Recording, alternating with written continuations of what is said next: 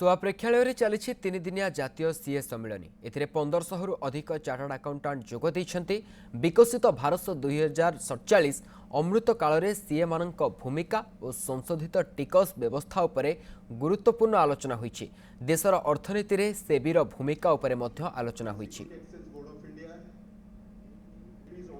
आपण माने समस्त जानिचंती 2047 रे भारत 100 वर्ष कंप्लीट करिवो एवं ए जो 2022 रु 2047 25 वर्ष अमृत काल एथिरे भारतर डेवलपमेंट को फोकस करी भारत गोटे डेवलप्ड नेशन हबो एवं ताकू आखिर रखी ए जो 22तम नेशनल कॉन्फ्रेंस चार्टर्ड अकाउंटेंट मानकर ऑर्गेनाइज हेची एवं एथिरे फोकस होची किबळी भाबरे भारत तार लक्ष्य हासिल करिवो एवं ओडिशा जो 2036 रे 100 वर्ष पूर्ति पालन करिवो सेथिरे मध्य तार लक्ष्य हासिल करिवो।